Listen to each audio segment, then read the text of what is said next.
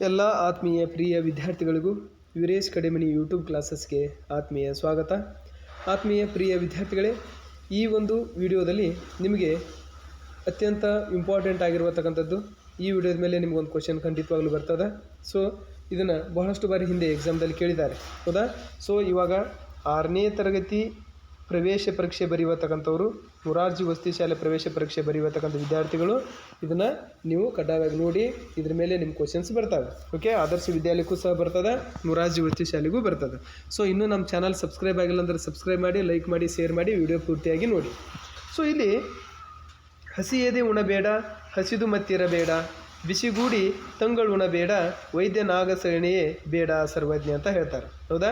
ಇಲ್ಲಿ ವೈದ್ಯನಾಗಸಣಿಯೇ ಅಂತ ಹೇಳ್ತಾರೆ. ಅಂದರೆ ಇಲ್ಲಿ ಇದನ್ನು ಹೇಳಿದವ್ರು ಯಾರು ಅಂತ ಹೇಳಿದ್ದಾರೆ, ಹೌದ್ರಿ? ಸೊ ಇದು ಎಂತಹ ಪದ್ಯಪ್ಪ ಅಂದರೆ ಇದು ತ್ರಿಪದಿಯ ಪದ್ಯ ಅಂತ ಕರೀತೇವೆ ನಾವು.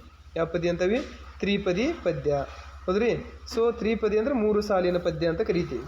ಸೊ ಇದನ್ನ ನಿಮಗೆ ಈ ರೀತಿ ಇದು ಎಷ್ಟು ಸಾಲಿನ ಪದ್ಯ ಅಂತ ಕೇಳಿದರೆ ತ್ರಿಪದಿ ಅಂತವಿ. ಅದಕ್ಕೆ ಸರ್ವಜ್ಞ ಎಷ್ಟು ಸಾಲಿನ ಪದ್ಯಗಳನ್ನು ರಚನೆ ಮಾಡಿದರು? ತ್ರಿಪದಿ ಸಾಲಿನ ಪದ್ಯಗಳನ್ನು ರಚನೆ ಮಾಡಿದರು. ಈ ರೀತಿ ನಿಮ್ಗೆ ಏನಾಗ್ತದೆ, ಎಕ್ಸಾಮ್ದಲ್ಲಿ ಪ್ರಶ್ನೆಗಳು ನಿಮಗೆ ಬರ್ತಾವೆ.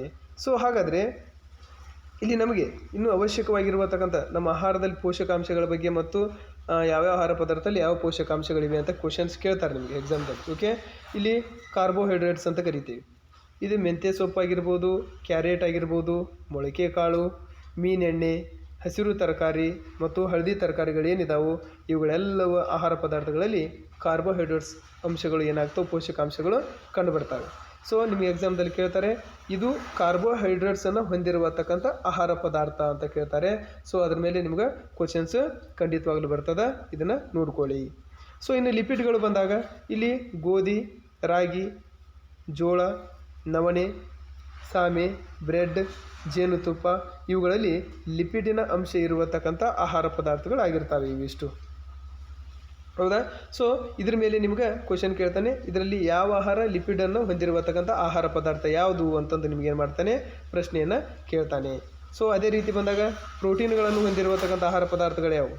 ಶೇಂಗಾ, ಮಾಂಸ, ಮೀನು, ಒಣ ಕೊಬ್ಬರಿ, ಎಳ್ಳು, ಮೊಟ್ಟೆಯ ಹಳದಿ ಭಾಗ. ಇದನ್ನು ಈ ರೀತಿ ಒಂದು ಸಲ ಕ್ವಶನ್ ಕೇಳ್ತಾನೆ, ಮೊಟ್ಟೆಯ ಹಳದಿಯ ಭಾಗದಲ್ಲಿ ಈ ಪೋಷಕಾಂಶ ಕಂಡುಬರುತ್ತದೆ ಅಂತ ಕೇಳ್ತಾನೆ. ಸೊ ಮೊಟ್ಟೆ ಹಳದಿ ಭಾಗದಲ್ಲಿ ಪ್ರೋಟೀನ್ ಅನ್ನುವತಕ್ಕಂಥ ಪೋಷಕಾಂಶ ಕಂಡುಬರ್ತದೆ, ಹೌದ್ರಿ? ಮತ್ತು ಮೀನಿನ ಆಹಾರ ಪದಾರ್ಥದಲ್ಲಿ ಏನು ಕಂಡುಬರ್ತದೆ? ಪ್ರೋಟೀನ್ ಅನ್ನುವತಕ್ಕಂಥ ಅಂಶ ಕಂಡುಬರ್ತದೆ. ಮಾಂಸದಲ್ಲಿ ಕಂಡುಬರುವತಕ್ಕಂಥ ಒಂದು ಪೋಷಕಾಂಶ ಯಾವುದು? ಪ್ರೋಟೀನ್, ಹೌದಾ? ಸೊ ಈ ರೀತಿ ಈಜಿ, ಇದು ನಿಮ್ಗೆ ಇಂಪಾರ್ಟೆಂಟ್, ಇದ್ರ ಮೇಲೆ ಕ್ವಶನ್ ಬರ್ತದೆ. ಸೊ ಇನ್ನು ಅದನ್ನು ಬಿಟ್ಟರೆ ವಿಟಮಿನ್ಗಳ ಮೇಲೆ ನಿಮ್ಮ ಕ್ವಶನ್ಸ್ ಬರ್ತದೆ. ತರಕಾರಿ, ಹಣ್ಣುಗಳು, ನಿಂಬೆ, ಏಕದಳ ಧಾನ್ಯಗಳು ಇವುಗಳಲ್ಲಿ ನಮ್ಗೆ vitamin A, B, C, D 4 ಏನಾಗ್ತಪ್ಪ ಅಂದ್ರೆ ನಮ್ಗೆ ಆಹಾರ ಪದಾರ್ಥಗಳು ಅವುಗಳಲ್ಲಿ ಕಂಡುಬರುವಂಥದ್ದು. ಸೊ ಇದು ಇಂಪಾರ್ಟೆಂಟ್, ಸರಿಯಾಗಿ ನೋಡ್ಕೊಡ್ರಿ. ಮತ್ತು ನಿಮ್ಗೆ ಇದನ್ನು ಹಿಂದೆ ಭಾಳಸಿ ಕೇಳಿದ್ದಾನೆ ಖನಿಜ ಮತ್ತು ಲವಣಾಂಶಗಳ ಬಗ್ಗೆ. ಖನಿಜ ಮತ್ತು ಲವಣಾಂಶಗಳು ಎಲ್ಲಿ ಕಂಡುಬರ್ತಾವಪ್ಪ ಅಂದ್ರೆ ಆಲ್ಮೋಸ್ಟ್ ಎಲ್ಲ ತರಕಾರಿ ಒಳಗಡೆ ಕಂಡುಬರ್ತಾವೆ. ಸೊ ಇನ್ನು ಸೌತೆಕಾಯಿ, ಕಲ್ಲಂಗಡಿ, ದ್ರಾಕ್ಷಿ, ಮೂಲಂಗಿ, ಕುಂಬಳಕಾಯಿ, ಬದನೆಕಾಯಿ, ಹೂಕೋಸು, ಹೌದ್ರಿ, ಕೋಸು, ಹೌದ್ರಿ? ಸೊ ಇವು ಆಹಾರ ಪದಾರ್ಥಗಳು ಖನಿಜ ಲವಣಗಳನ್ನು ಹೊಂದಿರುವಂಥ ಆಹಾರ ಪದಾರ್ಥಗಳು ಅಂತಂದು ಹೇಳ್ತೇವೆ ವಿದ್ಯಾರ್ಥಿಗಳೇ ನಾವು, ಹೌದಾ? ಇನ್ನು ನೀರಿನಾಂಶ ಇರುವತಕ್ಕಂಥ ಆಹಾರ ಪದಾರ್ಥಗಳು ವೆರಿ ಇಂಪಾರ್ಟೆಂಟ್, ಹೌದಾ? ಅವರೆಕಾಯಿಯಲ್ಲಿ ನೀರಿನಂಶ ಇದೆ, ತೊಗರಿಯಲ್ಲಿ ನೀರಿನಂಶ, ಹೌದ್ರಿ? ಅಲಸಂದೆ, ಹಾಲು, ಬೇಳೆಕಾಳು, ಸೋಯಾಬೀನ್ ಇವು ಏನಪ್ಪ ಅಂದ್ರೆ ನೀರಾಂಶ, ಹೌದಾ? ನೀರಿನಾಂಶವನ್ನು ಹೊಂದಿರುವಂಥ ಆಹಾರ ಪದಾರ್ಥಗಳು.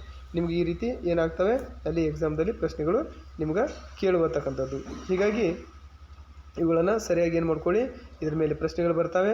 ಸೊ ಇದರ ಆಧಾರದ ಮೇಲೆ ನೀವು ಆನ್ಸರ್ ಮಾಡಲಿಕ್ಕೆ ತಯಾರಿರಬೇಕು. ಸೊ ಇಲ್ಲಿದೆ ನೋಡಿ ಚಿತ್ರಗಳು, ಹೌದಾ? ಸಸ್ಯ ಮೂಲ, ಹೌದ್ರಿ? ಅವ್ರು ಏನು ಕೇಳಿದ್ದಾರೆ, ಬರೀರಿ ಅಂತ ಹೇಳಿದ್ದಾರೆ. ಸಸ್ಯ ಮೂಲ ಆಹಾರ ಪದಾರ್ಥಗಳು ಯಾವ್ಯಾವು ಈ ರೀತಿ ನಿಮ್ಗೆ ಕೇಳ್ತಾನೆ, ಹೌದಾ? ಸೊ ಇನ್ನು ಪ್ರಾಣಿ ಮೂಲ ಆಹಾರ ಪದಾರ್ಥಗಳು, ಪ್ರಾಣಿಗಳಿಂದ ದೊರೆಯುವಂಥ ಆಹಾರ ಪದಾರ್ಥಗಳು ಯಾವುವು ಕೇಳ್ತಾನೆ. ಸೊ ಇಲ್ಲಿ ಸಿರಿಧಾನ್ಯಗಳ ಮೇಲೆ ನಿಮ್ಮ ಕ್ವಶನ್ ಬರ್ತದೆ, ವೆರಿ ಇಂಪಾರ್ಟೆಂಟ್. ಯಾಕಂದರೆ ಇಲ್ಲಿ ಸಿರಿಧಾನ್ಯಗಳನ್ನು ಹಿಂದಿನ ಕಾಲದಿಂದಲೂ ಸಹ ಅತಿ ಹೆಚ್ಚು ಪೋಷಕಾಂಶಗಳು, ಅದಕ್ಕೆ ನಾವು ಸೇವಿಸುವ ಯಾವ ಆಹಾರದಲ್ಲಿ ಪೋಷಕಾಂಶ ಹೆಚ್ಚಿರ್ತದೆ ಅಂದ್ರೆ ಸಿರಿಧಾನ್ಯಗಳಲ್ಲಿ ನಮಗೇನಾಗ್ತದೆ, ಪೋಷಕಾಂಶಗಳು ಹೆಚ್ಚಿರ್ತವೆ, ಹೌದ್ರಿ? ಸೊ ಮತ್ತು ಆಹಾರ ಪದಾರ್ಥಗಳಲ್ಲಿ ಸಿರಿಧಾನ್ಯ ಆಹಾರ ಪದಾರ್ಥಗಳು ಆರೋಗ್ಯಕ್ಕೆ ಒಳ್ಳೆಯದು, ಅರ್ಥ ಆಯ್ತಲ್ಲ? ಸೊ ಹೀಗಾಗಿ ಪೋಷಕಾಂಶಗಳ ಕಣಜ ಎಂದು ಯಾವುದನ್ನು ಕರೆಯುತ್ತೇವೆ ಅಂತ ಎಕ್ಸಾಮ್ ಕ್ವಶನ್ ಕೇಳ್ತಾನೆ. ಪೋಷಕಾಂಶಗಳ ಕಣಜ ಅಂತಂದು ನಾವೇನು ಮಾಡ್ತೀವಿ, ಸಿರಿಧಾನ್ಯಗಳನ್ನು ಪೋಷಕಾಂಶಗಳ ಕಣಜ ಅಂತಂದು ಏನು ಮಾಡ್ತೀವಿ, ಕರಿತೀವಿ. ಇದು ವೆರಿ ಇಂಪಾರ್ಟೆಂಟ್. ಕ್ವಶನ್ ನಿಮ್ಗೆ ಬರ್ತದೆ ಹೌದ್ರಿ. ಅದಕ್ಕೆ ಪೋಷಕಾಂಶಗಳ ಕಣಜ ಅತಿ ಹೆಚ್ಚು ಪೋಷಕಾಂಶಗಳು ಸಿಗೋದೇ ನಮ್ಗೆ ಸಿರಿಧಾನ್ಯ ಪದಾರ್ಥಗಳಲ್ಲಿ. ಹೀಗಾಗಿ ಪೋಷಕಾಂಶಗಳ ಕಣಜ ಅಂತಂದು ಯಾವುದನ್ನು ಕರೀತೇವೆ ಅಂದರೆ ನಾವು ಅಲ್ಲಿ ಸಿರಿಧಾನ್ಯಗಳನ್ನು ನಾವೇನಂತೀವಿ ಪೋಷಕಾಂಶಗಳ ಕಣಜ ಅಂತ ಕರೆಯುತ್ತೇವೆ. ಈ ರೀತಿ ನಿಮಗೆ ಎಕ್ಸಾಮ್ದಲ್ಲಿ ಪ್ರಶ್ನೆ ಬರ್ತವೆ. ಸೊ ಇಲ್ಲಿ ಕೊಟ್ಟಿದ್ದಾರೆ ನೋಡಿ ಪೋಷಕಾಂಶಗಳು ಯಾವುವು. ಜೋಳನೂ ಸಹ ಇದು ಸಿರಿಧಾನ್ಯ, ಸಜ್ಜೆ ಇದು ಸಿರಿಧಾನ್ಯ, ಕೂರಲೆ, ಸಾಮೆ, ರಾಗಿ ಹೌದೇ, ನೆಕ್ಸ್ಟ್ ಆರ್ಕ, ಬರಗು, ನವಣೆ, ಊದಲು ಇವೆಲ್ಲ ಸಿರಿಧಾನ್ಯ ಆಹಾರ ಪದಾರ್ಥಗಳು. ಅದ್ರಾಗ ವೆರಿ ಇಂಪಾರ್ಟೆಂಟ್ ಹೆಚ್ಚು ಬಾರಿ ನೀವು ಎಕ್ಸಾಮ್ ಕೇಳಿರುವಂಥದ್ದು ಜೋಳ ಕೇಳಿದ್ದಾನೆ, ಸಜ್ಜೆ ಕೇಳಿದ್ದಾನೆ, ನೆಕ್ಸ್ಟು ರಾಗಿ ಕೇಳಿದ್ದಾನೆ, ನೆಕ್ಸ್ಟು ಅರ್ಕ ಕೇಳಿದ್ದಾನೆ, ನವಣೆ ಕೇಳಿದ್ದಾನೆ. ಇವು ಪ್ರತಿ ವರ್ಷ ಎಕ್ಸಾಮ್ದಲ್ಲಿ ಕೇಳಿದ್ದಾನೆ. ಇದು ಒಂದು ಸಿರಿಧಾನ್ಯ ಪದಾರ್ಥ. ಇವು ಇಷ್ಟು ನೆನ್ಪಿಟ್ಕೊಂಡ್ರೆ ಇದ್ರ ಮೇಲೆ ನಿಮ್ಮ ಖಂಡಿತವಾಗಲೂ ಒಂದು ಕ್ವಶನ್ಸ್ ಕಂಪಲ್ಸರಿ ಬಂದೇ ಬರ್ತದೆ. ವೆರಿ ಇಂಪಾರ್ಟೆಂಟ್, ಸರಿಯಾಗಿ ನೋಡ್ಕೊಳ್ಳಿ ಹೌದಾ. ಸೊ ಇನ್ನು ನೆಕ್ಸ್ಟ್ ನಾವು ಇಲ್ಲಿ ಈ ಸಿರಿಧಾನ್ಯದ ಉಪಯೋಗ ಇದ್ರ ಮೇಲೆ ಕ್ವಶನ್ ಕೇಳಿದ್ದಾನೆ. ಹಿಂದೆನೂ ಏನು ಕೇಳಿದ್ದಾನೆ, ಸಿರಿಧಾನ್ಯಗಳನ್ನು ಎಲ್ಲಿ ಬೆಳಿಬೋದು, ಎಂಥ ಒಂದು ಅವಧಿಯಲ್ಲಿ ಬೆಳಿಬೋದು ಅಂತ ಕೇಳಿದ್ದಾನೆ. ಸಿರಿಧಾನ್ಯಗಳನ್ನು ಕಡಿಮೆ ನೀರನ್ನು ಬಳಸಿ ಏನು ಮಾಡ್ಬೋದು, ಸಿರಿಧಾನ್ಯಗಳನ್ನು ಬೆಳಿಬೋದು. ಈ ರೀತಿ ನಿಮ್ಮ ಕ್ವಶನ್ಸ್ ಬರ್ತವೆ. ಅಂದರೆ ಸಿರಿಧಾನ್ಯಗಳನ್ನು ನಾವು ಎಂಥ ಅವಧಿಯಲ್ಲಿ ಬೆಳಿಬೋದಪ್ಪ ಅಂದರೆ ಕಡಿಮೆ ನೀರನ್ನು ಬೆಳೆಸಿ ಕಡಿಮೆ ನೀರನ್ನು ನಾವು ಬಳಕೆ ಮಾಡ್ಕೊಂಡು ಏನು ಮಾಡ್ಬೋದು, ಸಿರಿಧಾನ್ಯಗಳನ್ನು ಬೆಳೆಯಬಹುದು ಹೌದ್ರಿ. ಸೊ ಹೀಗಾಗಿ ಎಲ್ಲ ಪರಿಸರದ ವಾತಾವರಣದಲ್ಲಿ ಎಲ್ಲ ಕಡೆ ಏನಾಗ್ತದೆ, ಸಿರಿಧಾನ್ಯಗಳು ಸಾಮಾನ್ಯವಾಗಿ ಬೆಳಿತವೆ. ಆದರೆ ಈ ಸಿರಿಧಾನ್ಯಗಳಿಗೆ ಬೆಳಿಬೇಕಾದ್ರೆ ರಾಸಾಯನಿಕ ಗೊಬ್ಬರ ಹಾಕುವಂಥ ಅವಶ್ಯಕತೆ ಇಲ್ಲ, ಕೀಟನಾಶಕ, ಕಳೆನಾಶಕ ಇವು ಯಾವುಗಳನ್ನು ಸಹ ನಾವೇನು ಮಾಡ್ಬೋದು, ಇಲ್ಲಿ ಬೆಳೆಯಬಹುದು ಹೌದಾ. ಇವು ಯಾವನ್ನೂ ಸಿಂಪಡಿಸುವಂಥ ಅವಶ್ಯಕತೆ ಇಲ್ಲ. ಹಾಗೆ ಸಿರಿಧಾನ್ಯಗಳು ಏನಾಗ್ತವೆ, ನಮಗೆ ಬೆಳೆಯನ್ನು ಉತ್ತಮವಾಗಿ ನೀಡುವಂಥದ್ದು. ಸೊ ಹೀಗಾಗಿ ಸಿರಿಧಾನ್ಯಗಳನ್ನು ನಾವೇನಂತ ಕರಿತೇವೆ, ಬರಗಾಲದ ಮಿತ್ರರು ಅಂತ ಕರಿತೇವೆ ನಾವು. ಬರಗಾಲದ ಸಮಯದಲ್ಲಿ ಇವೇ ನಮ್ಗೆ ಆಹಾರ ಪದಾರ್ಥಗಳು. ಹೀಗಾಗಿ ಅಲ್ಲಿ ಸಿರಿಧಾನ್ಯವನ್ನು ಬರಗಾಲದ ಮಿತ್ರರು ಎಂದು ಯಾವ ಧಾನ್ಯಗಳನ್ನು ಕರೆಯುತ್ತೇವೆ ಅಂತ ಕ್ವಶನ್ ಬರ್ತದೆ. ಅಲ್ಲಿ ನಾವು ಹೇಳಬೇಕಾಗ್ತದೆ, ಅಲ್ಲಿ ಸಿರಿಧಾನ್ಯಗಳನ್ನು ಬರಗಾಲದ ಮಿತ್ರರು. ಇದನ್ನು ಭಾಳ ಸಲ ಎಕ್ಸಾಮ್ದಲ್ಲಿ ಕೇಳಿದ್ದಾನೆ, ನೋಡ್ಕೊಳ್ಳಿ ವಿದ್ಯಾರ್ಥಿಗಳು, ವೆರಿ ಇಂಪಾರ್ಟೆಂಟ್ ಹೌದಾ. ಬರಗಾಲದ ಮಿತ್ರರು ಎಂದು ಯಾರನ್ನು ಕರೀತೇವೆ, ಸಿರಿಧಾನ್ಯಗಳನ್ನು ಬರಗಾಲದ ಮಿತ್ರರು ಅಂತಂದು ಏನು ಮಾಡ್ತೇವೆ, ಕರಿತೇವೆ ಹೌದಾ. ಸೊ ಇಂತಹ ಕ್ವಶನ್ಸ್ ನಿಮ್ಗೆ ಏನಾಗ್ತವೆ, ಎಕ್ಸಾಮ್ಗೆ ಬರ್ತವೆ, ವೆರಿ ಇಂಪಾರ್ಟೆಂಟ್ ನೋಡಿ. ಸೊ ಇನ್ನು ಬಹಳಷ್ಟು ನಮಗೇನಾಗ್ತವೆ ಇಲ್ಲಿ ಪ್ರಶ್ನೆಗಳು ಕಂಡು ಬರುವಂಥದ್ದು ನೋಡಿ. ಈ ರೀತಿ ನಿಮ್ಮ ಕ್ವಶನ್ಸ್ ಬರ್ತದೆ. ಏನು ಕೊಟ್ಟಿದ್ದಾರೆ, ಸಿದ್ಧಪಡಿಸಿದ ಆಹಾರದ ಪೊಟ್ಟಣಗಳು ಅಂತ ಸಿಗ್ತವೆ. ಈ ಮ್ಯಾಗಿ ಆಗಿರ್ಬೋದು, ಬಿಸ್ಕೆಟ್ ಆಗಿರ್ಬೋದು, ಅಥವಾ ಇಂಥವು ಏನೇನು ಕೆಲವೊಂದಿಷ್ಟು ವಸ್ತುಗಳ ಐಟಮ್ಸ್ಗಳು ನಾವು ಪಾಕೆಟ್ನಲ್ಲಿ ಏನು ಬಂದಿರ್ತಾವೋ ಅವುಗಳನ್ನು ನಾವು ಕೊಂಡ್ಕೋಬೇಕಾದ್ರೆ ಗ್ರಾಹಕರು ಪಾಲಿಸಬೇಕಾದಂಥ ಕೆಲವೊಂದಿಷ್ಟು ನಿಯಮಗಳಿದ್ದಾವೆ. ನಾವು ಅದನ್ನು ಸೇವಿಸುವಾಗ ಪೊಟ್ಟಣ ಹೆಚ್ಚಾಗಿ ಕೊಳ್ಳುವಾಗ ಯಾವ ಅಂಶಗಳನ್ನು ಗಮನಿಸಬೇಕು, ಈ ರೀತಿ ನೀವು ಎಕ್ಸಾಮ್ ಕ್ವಶನ್ ಕೊಡ್ತಾನೆ. ಅಲ್ಲಿ ಮೊದಲು ನೋಡ್ಕೋಬೇಕು ಏನಪ್ಪ ಅಂದ್ರೆ ತಯಾರಾದಂಥ ದಿನಾಂಕ, ಯಾವಾಗ ತಯಾರಾಗೈತಿ ಅದರ ದಿನಾಂಕಗಳು ಮೆನ್ಷನ್ ಇರ್ತದೆ. ಸೊ ಆ ದಿನಾಂಕವನ್ನು ನೋಡಬೇಕು. ಸೊ ಇದು ಯಾವ ದಿನಾಂಕದಂದು ತಯಾರಾಗಿದೆ, ಸೊ ಇದರ ಅವಧಿ ಎಲ್ಲಿವರೆಗೂ ಇದೆ, ಮುಗಿಯುವ ದಿನಾಂಕ. ಸೊ ಈ ರೀತಿ ನಿಮ್ಮ ಎಕ್ಸಾಮ್ ಕ್ವಶನ್ ಕೇಳ್ತಾನೆ ಹೌದ್ರಿ. ಸೊ ತಯಾರಾದ ದಿನಾಂಕ ಮತ್ತು ಅವಧಿ ಮುಗಿಯುವ ದಿನಾಂಕ ಹೌದಾ. ಆಹಾರ ಪದಾರ್ಥಗಳಿಗೆ ಸೇರಿಸಿದ ಇತರೆ ಪದಾರ್ಥಗಳು ಹೌದ್ರಿ. ಅಂದ್ರೆ ಆ ಒಂದು ಪಾಕೆಟ್ ಆಹಾರ ತಯಾರಿಸಬೇಕಾದ್ರೆ ಅದಕ್ಕೆ ಯಾವ್ಯಾವ ಆಹಾರ ಪದಾರ್ಥಗಳನ್ನ ಸೇರಿಸಿಬಿಟ್ಟು ಅದೊಂದು ಆಹಾರವನ್ನು ತಯಾರಿಸಿದ್ದಾರೆ ಹೌದಾ. ಸಾಲ್ಟ್ ಎಷ್ಟು, ಅದ್ರಾಗ ಪೋಷಕಾಂಶಗಳು ಎಷ್ಟೆಷ್ಟು ಪ್ರಮಾಣದಲ್ಲಿ ನಾವು ಏನೇನನ್ನು ಸಿಂಪಡಣೆ ಮಾಡಿಸಿದ್ದೇವೆ, ಯಾವ ಒಂದು ರಾಸಾಯನಿಕ ವಸ್ತುವನ್ನು ಬೆರೆಸಿದ್ದೇವೆ. ಸೊ ಅದನ್ನೆಲ್ಲವನ್ನು ನೋಡಬೇಕು, ಅದ್ರ ಕೊಟ್ಟಿರ್ತಾರೆ ಅವರು ಹೌದ್ರಿ. ಸೊ ಇನ್ನು ಆ ಪಟ್ಟಣವನ್ನು ಎಷ್ಟು ಉಷ್ಣತೆಯಲ್ಲಿ ಸಂರಕ್ಷಿಡಬೇಕು, ಹೇಗೆ ಅದನ್ನು ಸಂರಕ್ಷಿತ ಮಾಡಿಡಬೇಕು, ಅಥವಾ ಫ್ರಿಜ್ನಲ್ಲಿ ಇಡಬೇಕು, ಅಥವಾ ಗಾಳಿಗಿಡಬೇಕು, ಅಥವಾ ಏನಪ್ಪ ಅಂದ್ರೆ ಉಷ್ಣತೆ ಕಡಿಮೆ ಇರುವ ಪ್ರದೇಶದಲ್ಲಿ ಇರಬೇಕು, ಅದನ್ನು ಸಹ ಕೊಟ್ಟಿರ್ತಾರೆ. ಈ ಮೂರು ಅಂಶಗಳನ್ನು ನಾವು ತಯಾರಿಸಿದಂಥ ಪ್ಯಾಕ್ ಇರತಕ್ಕಂಥ ಸಿದ್ಧಪಡಿಸಿದ ಪೊಟ್ಟಣಗಳನ್ನು ನಾವು ಕೊಳ್ಳುವಾಗ ಈ ಮೂರು ಅಂಶಗಳನ್ನು ಗಮನಿಸಬೇಕು. ಇದನ್ನು ಒಂದು ಸಲ ಎಕ್ಸಾಮ್ ಕೇಳಿದ್ದಾನೆ, ಸರಿಯಾಗಿ ನೆನ್ಪಿಟ್ಕೊಳ್ಳಿ, ವೆರಿ ಇಂಪಾರ್ಟೆಂಟ್. ಇದ್ರ ಮೇಲೆ ನಿಮ್ಮ ಕ್ವಶನ್ಸ್ ಬರ್ತವೆ ಹೌದಾ. ಸೊ ಇನ್ನು ನೆಕ್ಸ್ಟ್ ನಾವು ನೋಡೋಣ ಯಾವ ರೀತಿ ಪ್ರಶ್ನೆ ಬರ್ಬೋದು ನಿಮಗೆ ನಾಳೆ ಎಕ್ಸಾಮ್ಗೆ ಅಂತ. ಸೊ ಇಲ್ಲಿ ಏನು ತೋರಿಸ್ತಾ ಇದ್ದೇನೆ ಇದು ಸಹ ಹಿಂದೆ ಭಾಳಷ್ಟು ಕ್ವಶನ್ ಕೇಳಿದ್ದಾನೆ. ಏನು, ಶೀತ ಸಂಗ್ರಹಕ ಆಹಾರ ಪದಾರ್ಥ ಯಾವುದು ಅಂತ ಕೇಳ್ತಾನೆ. ಶೀತ ಸಂಗ್ರಹಕ ಆಹಾರ ಪದಾರ್ಥ ಅಂದರೆ ಏನು, ಉದಾಹರಣೆಗೆ ಫ್ರಿಡ್ಜ್ ಹೌದಾ. ಫ್ರಿಡ್ಜ್ ಏನಿದೆಯೋ ಅಲ್ಲಿ ರೆಫ್ರಿಜರೇಟ್ ಅಂತ ಏನು ಕರಿತೇವೆ ಫ್ರಿಡ್ಜ್. ಸೊ ಅದರಲ್ಲಿ ಸಂಗ್ರಹಿಸಿಡುವಂಥ ಆಹಾರ ಪದಾರ್ಥ ಯಾವುದು ಅಂತ ಕೇಳ್ತಾನೆ. ಸೊ ಅದರಲ್ಲಿ ನಾವು ಮೀನನ್ನು ಸಂಗ್ರಹಿಸಿಡ್ಬೋದು, ಮಾಂಸವನ್ನು, ಹಾಲನ್ನು ಸಹ ನಾವೇನು ಮಾಡ್ಬೋದು ಅಲ್ಲಿ ಕಡಿಮೆ ಉಷ್ಣತೆಯಲ್ಲಿ ಸಂಗ್ರಹಿಸಿ ರಕ್ಷಿಸ್ತಾರೆ.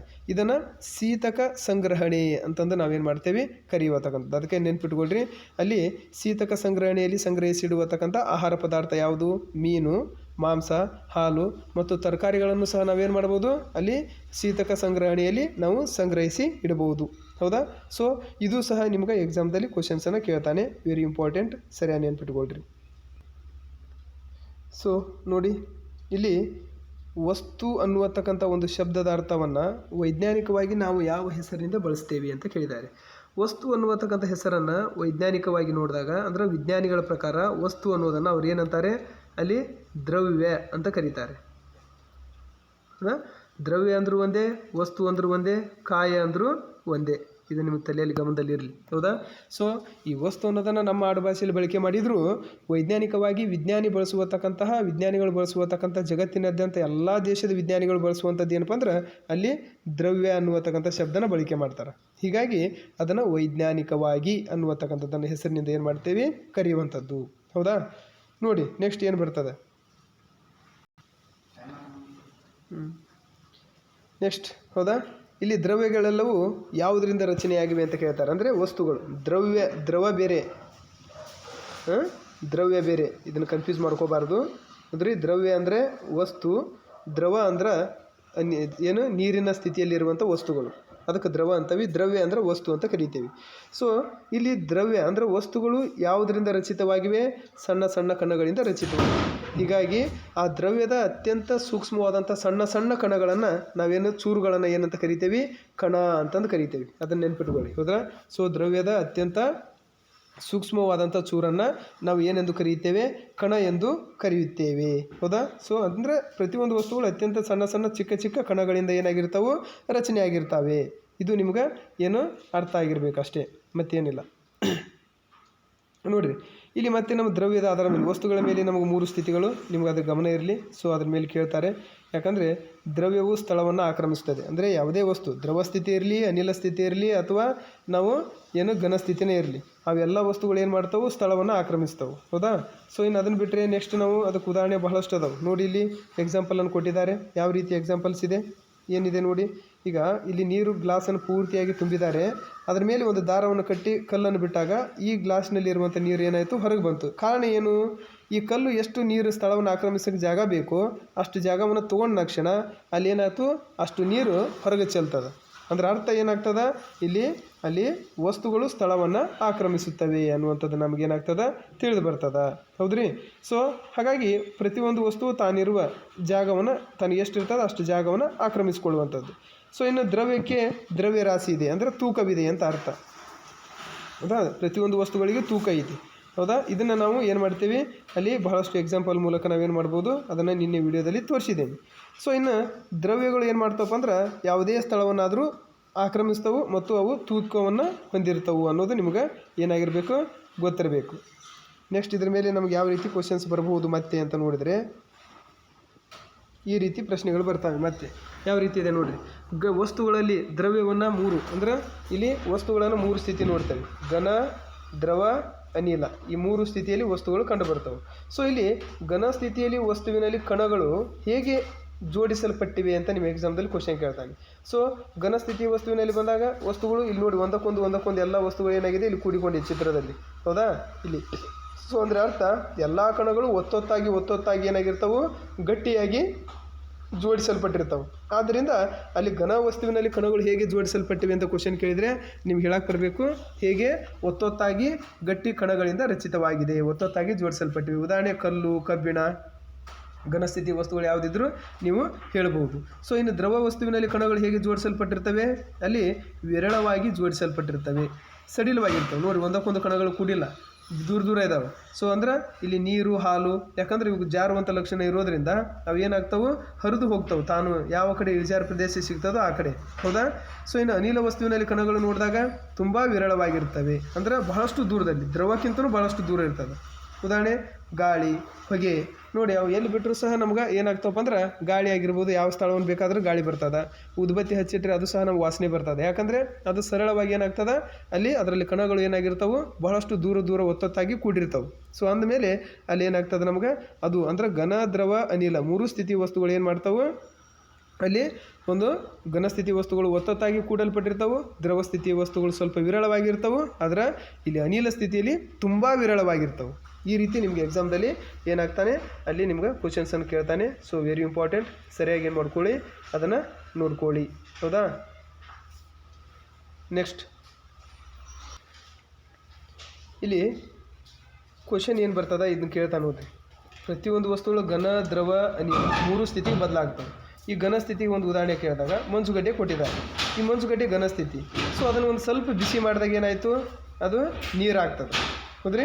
ಸೊ ಬಿಸಿ ಮಾಡಿದಾಗ ಅದು ನೀರಾಗಿ ಕರಗ್ತದೆ ಮಂಜುಗಡ್ಡೆ.